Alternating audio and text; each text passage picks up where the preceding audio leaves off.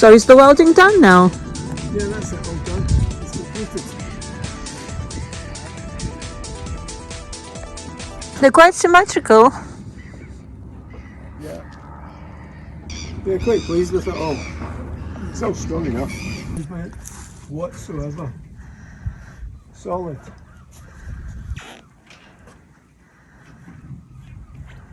Great. Brilliant job. We finished it. As you can see, we've not put the wind generator on yet, but the whole thing's now finished.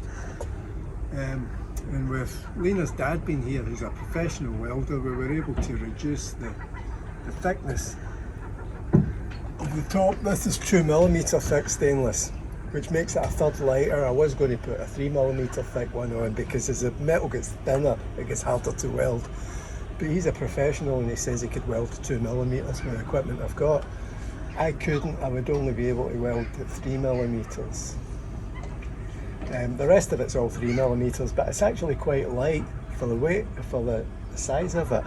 I reckon the whole thing weighs no more than about 70 kilos.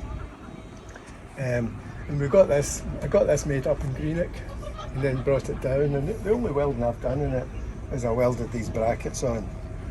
That's all I did. I did intend to put it all up, but fortunately, as it happened, Lena's dad was a welder, so we got lucky there.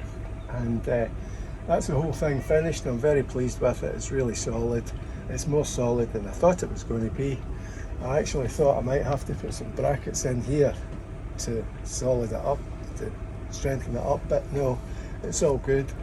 And we can just pop the wind generator on at some time, and we can put the falls on for the dinghy. And that's it. I'm delighted with it all. It took us quite a long time to do it, but it was just getting round to some of it.